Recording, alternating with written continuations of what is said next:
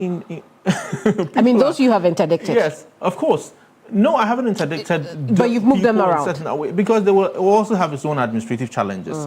I must have done the investigations and people have sat down to do. But then those were what I've had on personal basis. You know, if in the past you have done something, there was a particular gentleman, and I'll say here for the first time, that's our system administrator. Our consultants say, you know what, even if I will lose my business, I will not allow you access into the system ever again. For such a person, I'll move the person out. My disappointment with that particular case was that, whereas everybody I worked around the authority knew about this incident, they didn't tell me until somebody who has now been interdicted by, been charged by the NIB investigations come forward. Oh, if I'm going, why is this guy still here? And I called him and put the allegations before him, and he had no answer. So I had to move away from where he is. Yeah. You know, from what you have said so far, I glean that outside of the leadership situation that you may have or the NSA may have, there is also the, appears to be stuff leaning towards manipulating the system. Now, you've mentioned before that you conduct a staff audit. What will you be targeting in this audit? I think that's what people now know, and it's certain that you don't have. You could be my brother or my anybody. If I find an act of wrongdoing, I'll take action very swiftly, and that people are aware. So it's if it is that impartial, that if you're my friend, if you're my brother, I'll take action that I would have to take. They are aware that they should be mindful about the things that they are doing. A staff audit at this point is really serious because I'm also mindful of a situation where you could bring the entire authority down, because I've heard people say that, you know what, if I open my mouth or if I say something, the whole authority will come down. I have to balance it with real evidence and then allegations and suspicions. And at any point in time, if I feel that the new regime that we have put in place is threatened by any other person or some people, we'll move them. If you don't break down the system that has been built before your existence at the NSA, how do you hope then? No, mind you, I was working at National Service. I was a staff. I've been a staff at National Service for 15 years. I didn't know about it. So certainly not everybody knew about it. The current incident, the issue that we're investigating now, government is certain to prosecute people now, was not as widespread as people think. It was at the top, and it is a bit more discussion on it will reveal that it was perpetuated at the top, at the accountant level, and it wasn't widespread. Not so many people knew about it. They could have been doing other things in their own districts and regions that were also illegal. But in terms of the payroll fraud, not as many people in the districts and regions were know about. Of course, some people at the head office are even surprised that something of this sort was going on. They didn't know about it. So, I mean, just to clarify the point, I meant before you became, in charge of affairs at the National Service Authority, and if you don't break down the system and rebuild ensure that there is credibility. Yes. You still leave room for manipulation or people who want to manipulate, don't you think? That's what I'm saying, that there wasn't such a system in place for everybody at the National Service doing something wrong. It was at the top. And I've correctly alluded to myself that I was a district manager or municipal manager, and I didn't know about it. People at certain regions didn't know about it. They might have been involved in other things, but not in payroll fraud. So to say that everybody who was working somewhere was involved would be an overhand, and I'm not ready to play that hand. It will be unfair to them as well, because they probably didn't know anything about it. Now, I have heard going to public engagements now, the moment you mention National Service, people say, ghost names. I mean, I take it as a joke, but there's also a way that is unfair, because so many people did not benefit at all from this operation. So there will not be a staff audit? Well, there is a staff audit, but to the extent to find out to the extent of the involvement. And I've been very deliberate about it, so people assume that I have forgotten about it. Every day, I mean, I'm asking questions and finding out what is happening, who was involvement of these people. There are people that I've asked that, where you occupy, and then the sort of things that happened there. It's not possible that you didn't know about it. So I'm giving you an option to either move or we transfer you to a place of choice. These are very quiet, humane discussions that I've had to have with them. I'm not in a rush to punish people without without proving allegations. Yes. What then will you say is a signal you are sending? Remember, you alluded in the beginning that, it depends on the signal leadership is sending. What is the signal you think you're sending? Well, the signal I'm sending is one that I'm leading with integrity, and everybody must follow suit. So we have a very transparent system now. Everybody knows where everything is. There is no way you in your own corner would approve something without everybody knowing. One thing I found at the head office, and I found quite shocking, was that, the deployment unit didn't know what the PPME was doing. The PPME unit didn't know what the accounts was doing. Now I bring everybody on the table and we make approvals together, and then everybody has to know, because that's how the organization was set up. That's why there's an audit unit, there's an accounts unit, there's a PPME, there's a deployment, there's an MIS. Everybody must know. So there isn't a situation where you're asking for information from the deployment unit, asking how many people are we posting from the University of Ghana, and then he says, wait, and then he keeps saying that for a month. Now, if you bring that to me, within a minute, that action will be taken. So that has sent, signals to everybody that now it's time to be serious. Who are you trusting more, your system or the people who work for the system or work on the system? No, none can work in isolation. Right. You have to lead with integrity, and that is something that we're doing in honor of President Mahama and the entirety of Ghanaians. The system cannot, on its own, work in isolation from the people. So it is something what we are doing together. Yes. I see. We'll come back to the issue of leadership, because one of the things that caught my attention during the AG's news conference is how many directors there are. At some point, I got confused. I lost count of the number of directors.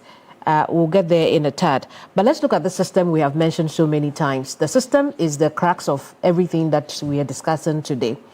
What practical changes have you made to the system since the news of the scandal broke? First, let's understand what the system is. The system is what runs our posting, our deployment process, and then also the queuing, the registration, the enrollment process, and the entirety of it. Right. And then the monthly validation form. It is what you put in the system that the system gives you back. So if you put in a certain amount of information, all right, and then you query it, then the system will give you back. However, as the investigations have found out, the people who came through the private universities, or people who, not private universities, people who have finished university years gone by, if you decide now to do your national service, the schools do not present your details. It's you personally that have to present your details. And that was where the canker happened. So, whereas this year, because of the measures that we've put in place, it has come down to a mere 500 people from the heights in 2023 of 61,000 or 71,000. That is something the system could not check, because the approvals were done at the head office. And that is the thing that I want the Media Foundation for West Africa, who have been very so helpful in saving Ghana all this amount of money, should know. That when they mention the system, we've had conversations with them, and then I have sent a consultant to him to explain certain things. We've not stopped there. We've done several things around the system to prove its credibility. But to assume that it's a system that created all this mess or allowed the Director General to supervise such malfeasance is inaccurate. And that is the thing that I want to put out there. But the Director General sees to the day-to-day affairs. Yes. And so if you have a system that had loopholes that were not checked and was manipulated by your stuff, then if the axe is falling, the axe should fall on you as well. I don't know when people say the system, I don't know what they mean by the system, because I'm saying that it's an electronic system. It is what you put in it that responds. So, for example, in 2022 or 3, the systems administrator wrote to you and asked that, you know what, I found all this number of people who have registered without a Ghana card. The system has detected that. You have to act. If you don't act, do you blame the system? And that is the thing, that the conversation has to be more nuanced and broken down so that we all know what we're referring to when we say the system, and so that we can apportion blame or responsibility correctly. But the system is not only the metric app. Yes. The system is the metric app. The other stakeholders within the chain. Yes. And then your staff at the NSA. Yes. And so when we talk about the system, we are not referring to only the metric app. Yes. But based on what you have... The metric app is an integral part of the system. I it's agree. The validation process. I agree. So what it is that, like we are doing now, we have asked all schools to submit their graduate lists. That goes into the system. If as a Director General you make an approval for the list to be brought to you at the head office and you approve it, that is outside of the system, isn't it? And that is what happened. Hang on. Yes. Is that why you continue to use the metric app? Well, we use the metric app in validation of our day-to-day payroll, putting together the payroll for a national service person. And mind you, that has so far detected over 81,000. In the past, whereas the system was present and everything, the Director General couldn't detect it. I have detected it. So that's why I'm saying that it's not just the system. And you're saying that you detected it because... Yeah, the system, yes, the system detected it. The system detected it? Yes. And you decided that, okay, the system detected this, and so I will trash them. Yes, I'll act on it. So if the system detects something and you don't act on it, and then people with not adequate understanding say the system, that is fault, isn't it? Right. The thing about it is that, and I'm saying it probably, and a lot of people know, without the system, we wouldn't have found out about this malfeasance in the first place, because the system that detects everything. The gentleman the company, or the head of the company that works on the system has had to move houses several times. I have evidence of him being forced to delete all this malfeasance that they had done and everything. So without it, there's nothing that we could have done. So it means that there are two things that you'd have to talk to us about now. One, the integrity of the people there. Yes. How can you assure us, the Ghanaian people, that the people who now manage the system are honest people enough that when the app flags any registration that it cannot validate, they will indeed act upon them? No, Keminni, I think that we do not have to trust the people alone. Trust is not enough. You have to verify. That's why from now we are going to be also very transparent about it.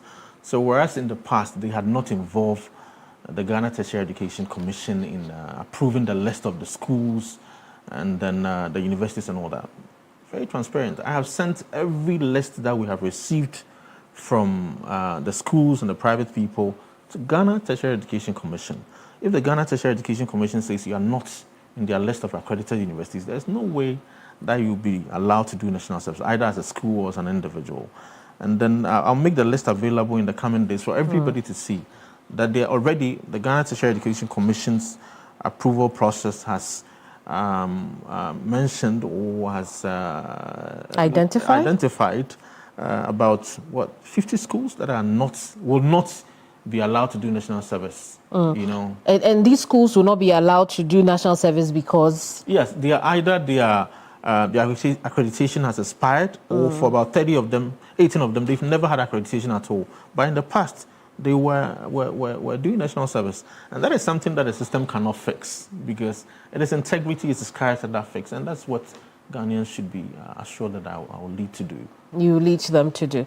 But you know, the question of whether or not there could be a more superior system in that GTEC can directly communicate with whatever system that the NSA has, so that the manual process or the human process then is minimized. No, I think that a lot of people are also making assumptions about what the system can or should do, because and then I think transparency probably can work a lot more better than whatever system people are assuming it is, because the universities are going to send a list, the colleges of education, the private and public universities are going to send a list. And we have somebody at GTEC to say that, well, these universities are accredited or not. So we have sent it to them, assuming somebody at GTEC also decides that, you know what, I'm going to be shady and approve universities which otherwise haven't gone through the approval system. So at every point in time, there's a limit to what systems can do. It is also human character and then and integrity. But we're talking about the system. That is the point of deployment. We also have to come and talk about the system in terms of preparing the payroll. And from this year, I have said this several times, that we are going to send our payroll systems to the Controlling Accountant General. Let them run through it with the system and also detect whether we are not paying people who otherwise should not be who are just workers and shouldn't be paid national service allowance and then and their salary, their monthly salary. So it's just constantly being on the process and making sure that every aspect of it is handled well. I think this year, since I've been in the office, the system has detected and I have deleted about 4,000 people who did not have Ghana card. And none of the people in the payroll? Yes, none of the people have come to me to say that, you know what, you have deleted my name from the system because I didn't have Ghana card and all that. So we should be clear about what the system is set up to do and then the assumptions so that we put them apart. But I do not also want this to be between me and somebody who knows better systems than I do. So we have submitted the system for a thorough check by one of the auditing firms in Ghana. I think that the report will be ready soon. I'll put it before the board, and then we can put it before the entirety of Ghanaians. And by all means, if people feel that they have deliberate or they have researched findings about the weaknesses in the system, they could put it out there and see what we have done about it. So it isn't as if I'm digging my heels in spite of the evidence of malfeasance. There's a chance in where I could be charged that I'm working with fraudsters because I have dug my heels in. I'm acting in the best interests of the National Service Authority, the public purse, and then, of course, to honor President Mahama in my term of service. And indeed, you've gone ahead to assure the Ghanaian people that this will not happen again. But based on all that you have told us already, including your admission that this is not 100% foolproof yet, to what extent would you say you'll be able to deliver on that assurance you have given the Ghanaian people that this will not happen again? Now, when you say 100 foolproof, I do not understand it. The thing is that if University of Ghana sends, 15,000 people to do national service this year, I would hope and be sure that, yes, University of Ghana has a vice-chancellor, the registrar and everything. So the list that they have sent to me, provided everybody in the list have Ghana card and they go through the list and everything, these people will be allowed to do national service. Save maybe workers who are returning to do their national service and will not be allowed on our payroll. Everybody will be allowed. So that aspect, I could say, oh, it's not foolproof. But to assume that somebody at national service or myself would allow people to add names of people who are not legally bound to do national service to be allowed, that won't happen. That I can give you everything, every assurance or guarantee in the world that won't happen. How so? Especially when it would appear that the internal control or accountability still lies with humans and especially you. So the ones that you don't see. Keminni, every aspect of the process is transparent. You know what? I mean, if all the universities in Ghana, I have a list that I'll put out and then you would see. So for even the universities that have submitted lists of people and all that, and there are numbers attached to it. We could trace to districts and regions where this occurred and all that. I could say to you today that there's a particular university in Ghana where lots of the malfeasance occurred under their watch more than anywhere else.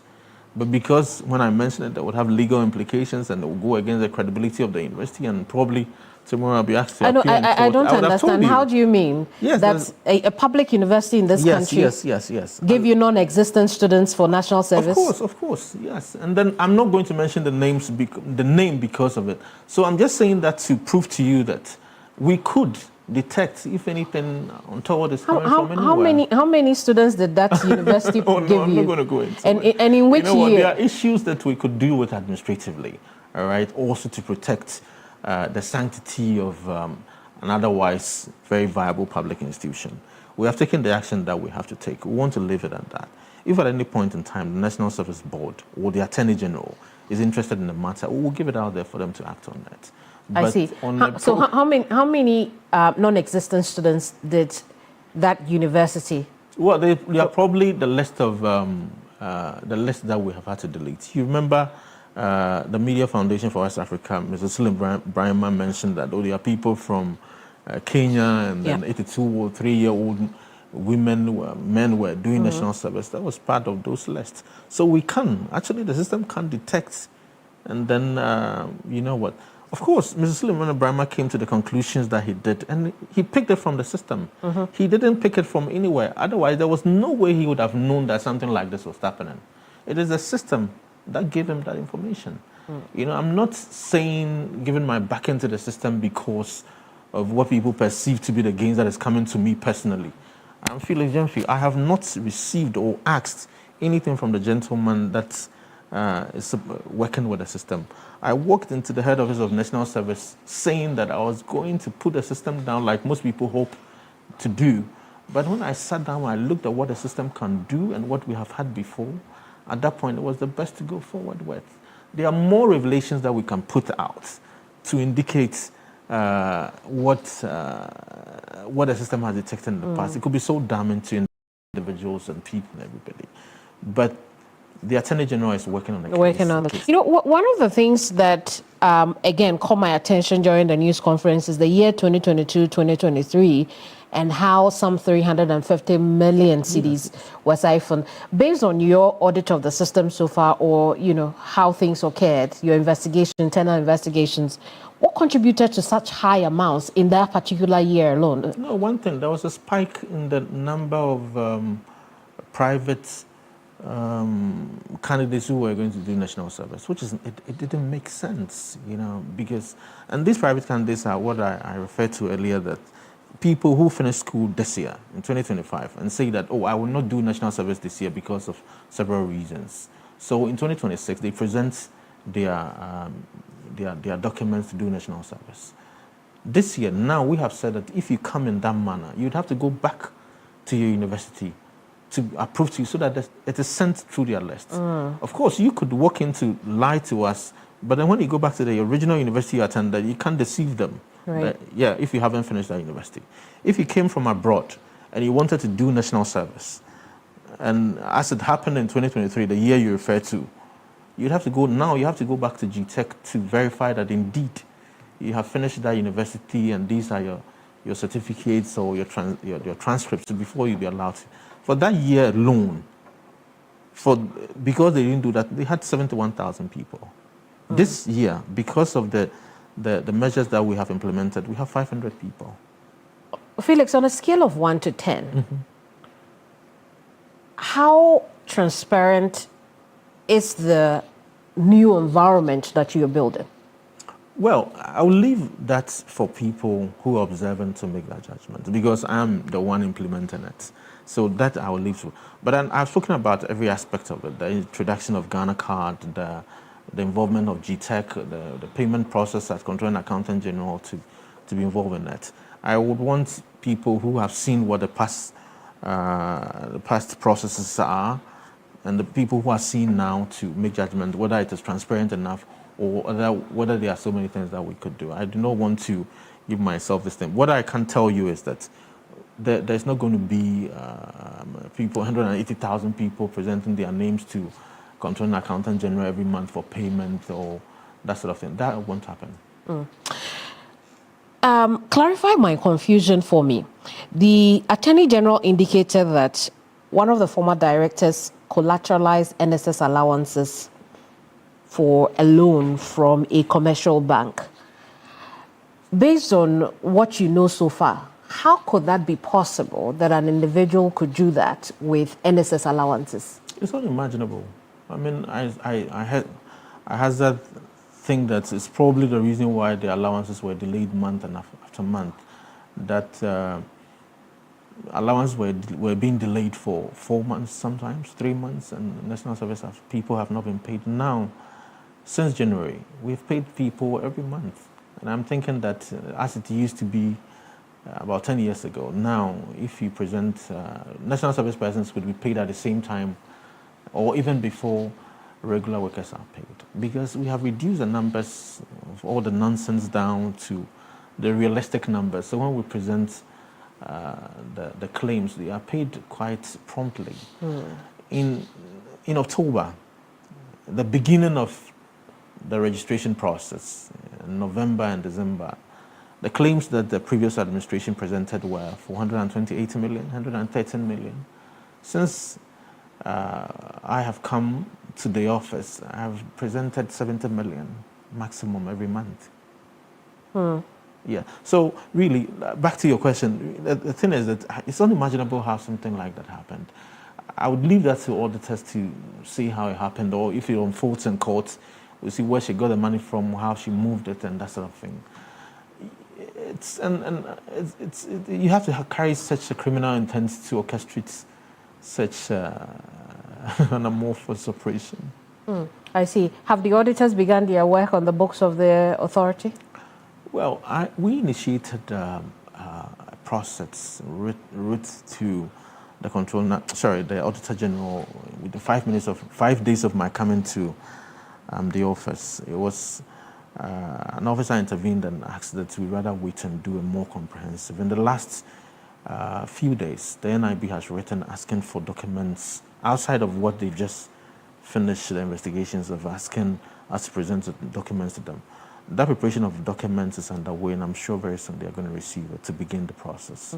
I'll come back to the original question I asked about the collateralization of the NSS allowance, because I'm thinking for such a thing to go on, everybody should have been in on it. Well, the accountant is in on it. The Director General is in on it, and then they are before, and then some charges have been leveled against criminal charges. So it's presupposed that they were involved in that, because if I get a claim from all the regions and it comes to the head office, I validate it, I check what has come from the district, what our nominal rule is and everything before I approve them. So if at a certain month the numbers are too many or too less, I would have to find out what happened before I submit it to the... Before it comes, it must have come from the auditor, the internal auditor, who also has a much bigger responsibility. In our organogram, he has this on the same status as the Director General. So it has to be such a grand collusion for things like that to happen. And then, mind you, this is not the Director General who collateralized the funds of the authority. It is the Deputy Director General who doesn't sign the checks of the authority. So there's going to have to be a lot more disclosures for us to find out what really happened. To that. Is the NSA having any liabilities because of that collateralized loan at this time? Are you carrying any liabilities? No, it hasn't been brought to my attention, none that I know about. I have met the deputy managing directors, the team from Agric Development Bank. They've not mentioned it at all. And then until it was mentioned, I didn't know, because we've not conducted a very thorough audit yet. Of course, the environment I came into also detected that I do want, and I quickly moved the current National Service Authority and its operations very far away from what has happened before. Right. Because on a day-to-day basis, we had an authority and an administration to do. So that I have taken it away from what has happened before, and then the investigating team. So I've left the investigation and the Attorney General to do its work, and then the Attorney General to do its work, whereas we have focused on the day-to-day administration of the National Service. If the Auditor General were to start work today, we would give them the books and everything that would help them then come to the conclusion that they need. And so then essentially we could say that at this time, you do not know whether or not in the past the authority held any liabilities as a result of that collateralized allowances for a loan, or if those liabilities continue to exist. Well, to the extent that they've not brought it up, and then several companies have brought their liabilities to the authority, and then the ADB has now come up with it. And I think that today also all this was shrouded in the mystery. The NIB has done a far thorough job mind you, it has such investigative powers to subpoena people to appear before it, to go to all the banks and ask what has happened. That is a process that if National Service, as a Director General, that I decide to do, will take far more time, and then I will need such investigative powers that I do not comment at the moment. Indeed. Let's touch on a few things and then we'll look at the redirection of the NSA. The other thing I'd want us to look at has to do with because when you listen to the Attorney General and some of the things that he said, he didn't talk only about payroll, ghost names. He also talked about projects. Yes. What kinds of projects are we looking at here that were used to siphon taxpayer money? I think there was a famous Obatampa project by the government then and the Minister for Finance. The thing is, the National Service at the time is alleged to have applied and received a certain amount of money. I think 50. At different times they mentioned 100 million, and then to go into agricultural projects. So true that they acquired some 20,000 hectares of land at Kumewu to embark on a brick farm. That results from the money they receive does not correlate with the money they receive. So I'm sure that's what they are speaking about, the Attorney General is talking about. It's quite disappointing. We have bare land, which is barely developed, and then the 100 million is no longer in the accounts. So when you say barely developed, describe that. Well, it's 20,000 hectares of land, and then only 2,000 of it is cleared and ready for cropping, and even that one wasn't done. You know, so there's nothing that you. So there's no farm. There's no farm. There's nothing that you could say it's return on investment from that expenditure. So I'm sure that is, and it needs to be investigated. Could it have gone into the buying of the land? Well, some money went in the buying of land. Okay. Some went into the development of it, 2,000 of it. But then, of course, it also, to be fair, they have to investigate that for everybody to find out. I do not want us to dwell on speculations because it will be either injurious to them or it will come back biting me myself. So I want us to have what the evidence will lead us so that we can come to the conclusions that we are alleging. Right, so it's just this Obatampa project? Yes. There are other ones, but for reasons, and then the amount is obviously not as high as the other one that we are alleging, with a private NGO that's given us some money. Of course, the results were not that very good, and then people are also not forthcoming with what happened. I'm sure that we'll give the evidence to the NIB to investigate, and then we'll all get to know what has happened to that money as well. Indeed. When we come back from this break, we'll look at the redirection because we know you're doing some things with farms together with MasterCard. We'll look at how this will redirect the focus of the NSA in supporting agripreneurs. We'll be right back. Don't go away.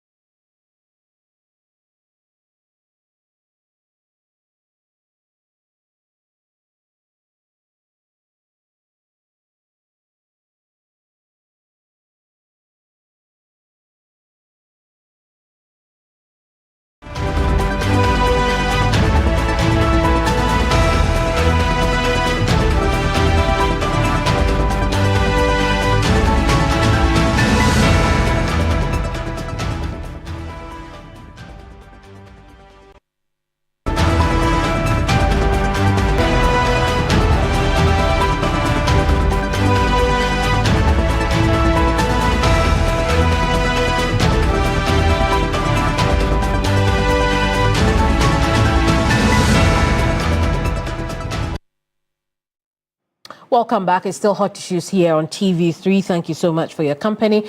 I'm Keminni Amanor, and in this edition, I'm sitting down with the Executive Director of the National Service Authority, Felix Gyamfi. Felix, thank you so much for your patience. We also know that the marketplace was shut down, and indeed, it was shut down 2020, 2021. Is that correct? Well, I think it's probably last year. Last year? Yes. Okay. Because I mean, based on the reports that I have seen, it appeared to indicate that it was shut down in 2020, 2021. But then it also, I mean, you telling me that it was last year also brings clarity to aspects of the reports that I read that indicated that back in 2022, 2023, some events took place on the marketplace. But the reason we are talking about the marketplace is because of the vendors who are now involved in the scandal, as outlined by the Attorney General. Do you have any liabilities now towards these vendors? When you say liabilities, I mean, do you have, for instance, are there vendors still to be paid from the NSA based on how things were managed on the marketplace? No, I mean, for every month, for those who have verified that we need to pay them some money, their money is deducted and assessed and then put aside for them. When we check and then, since I've been here, when we check and then we have to pay them the money, they know how much they're supposed to receive, and that's verifiable. Everybody sees it, and then we give them that money. But like you said, virtually all of them have been out, except for one or two who had existing business with them because of their involvement with the National Service Personnel Association. Beyond that, nobody's in the system doing any sort of business at all. I see. So this verification is supposed to make sure that what?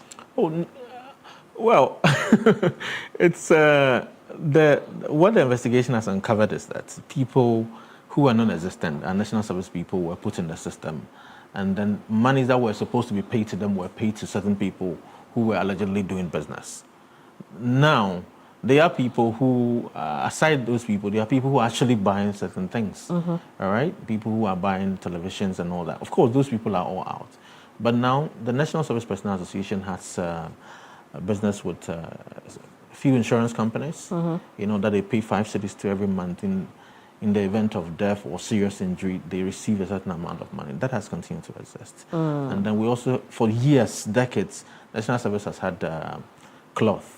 All right, that has continued to exist. But apart from that, all the others have been shut down.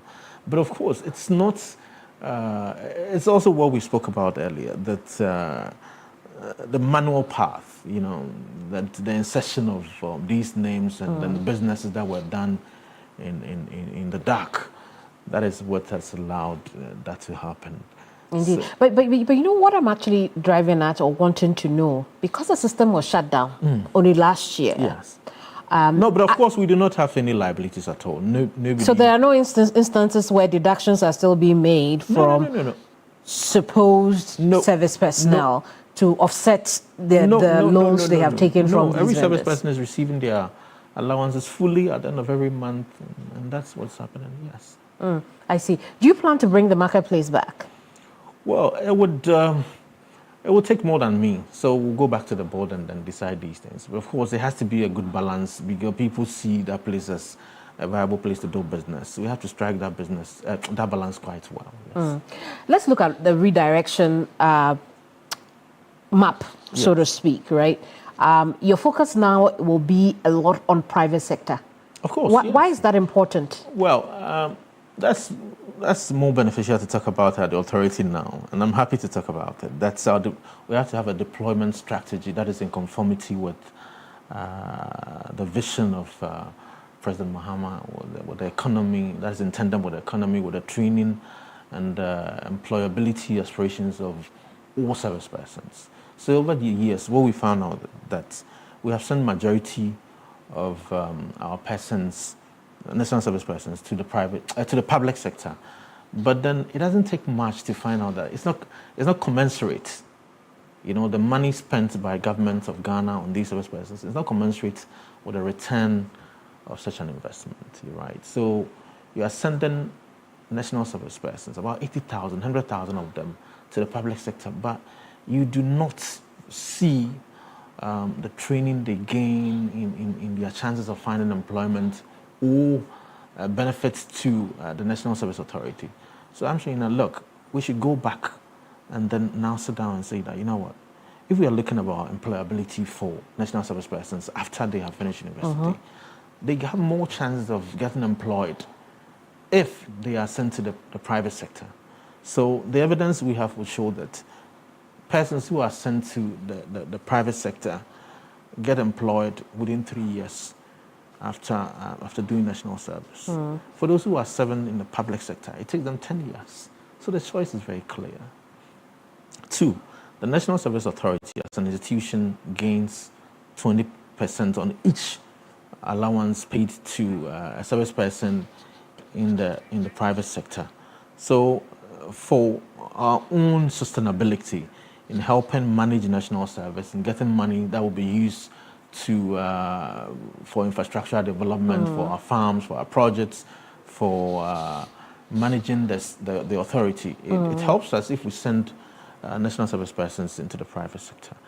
And also, it's also where people gain real practical experiences. So instead of the government spending more on service personnel, you're hoping to redirect them to the private sector. And it reduces government's commitment to national service in terms of payment of. But how many personnel can the private sector absorb? Of course, what I found out is that we haven't been out there as possible. Of course, mind you, the private sector is where the economy also grows. The private sector is where majority of the employment is.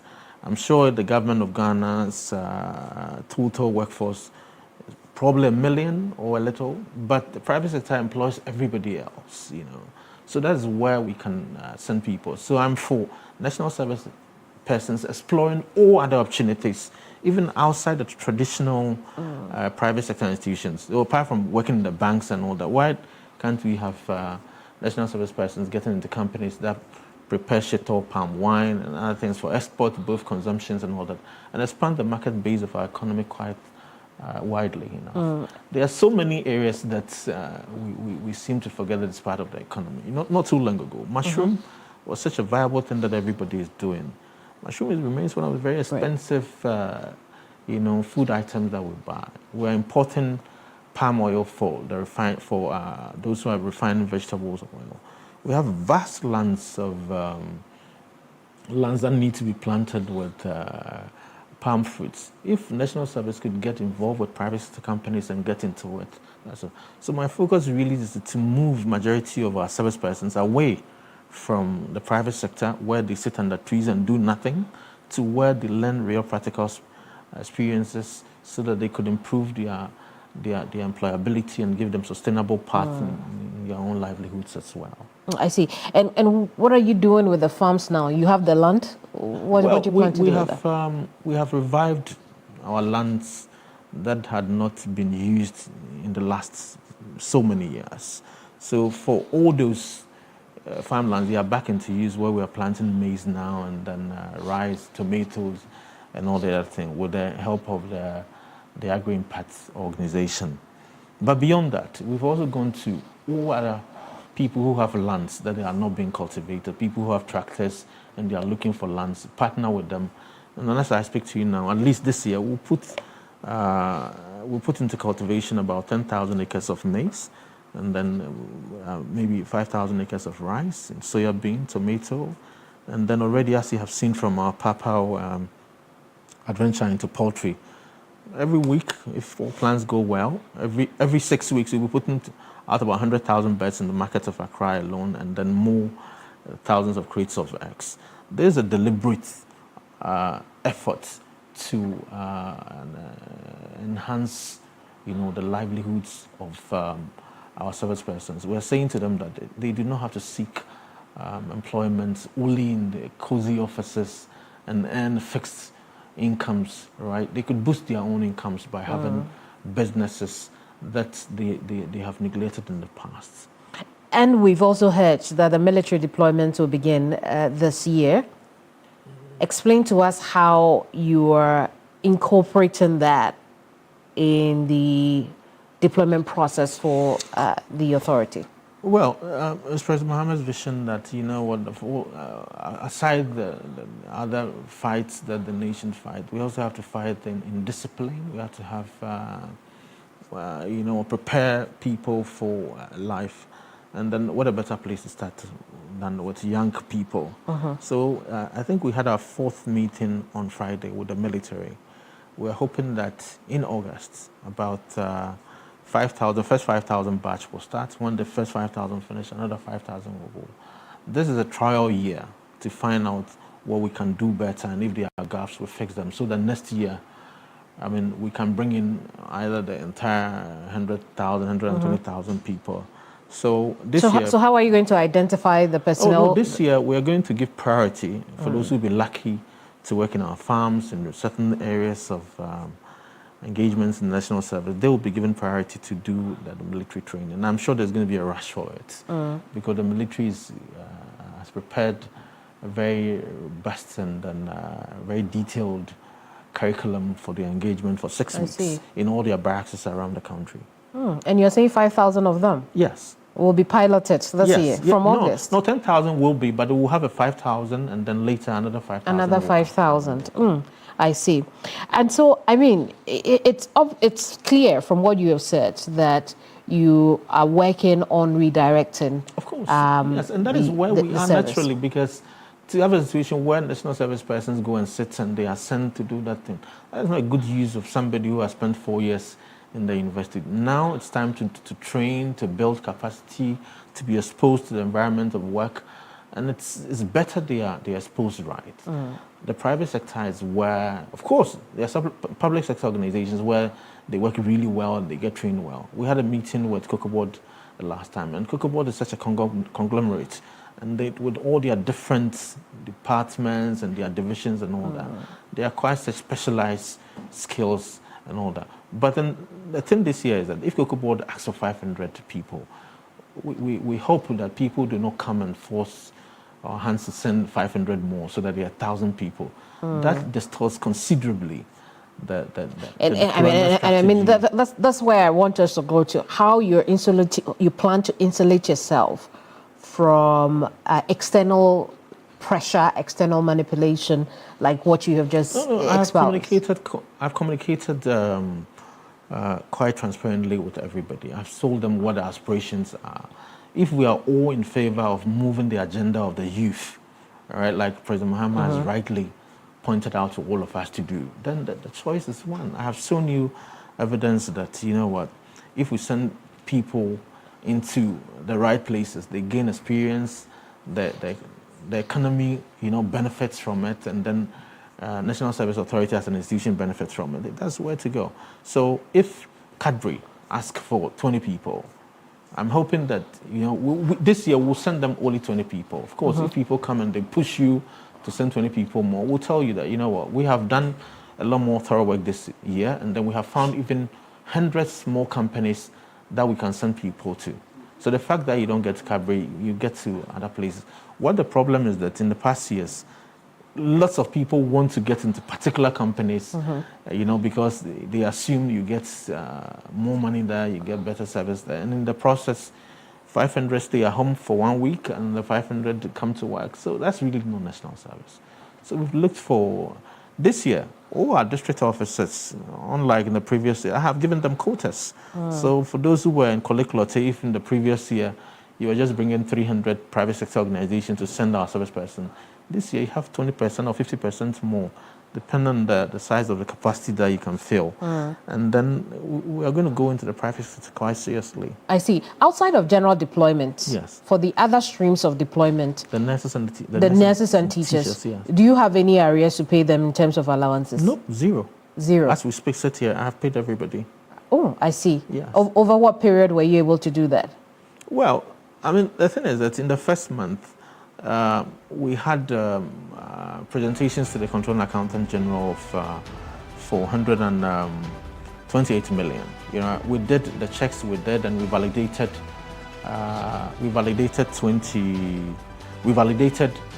about 95,000 people. And then because the numbers had come down, it was easy for Controller to pay. So we paid them. So now on a month-by-month basis, we pay everybody. Now there's certain actions that I want to, through this medium, to tell national service personnel to desist from. You know, they have this behavior that they want to pile up their money, so they will not submit their claims for month 1, month 2, month 3.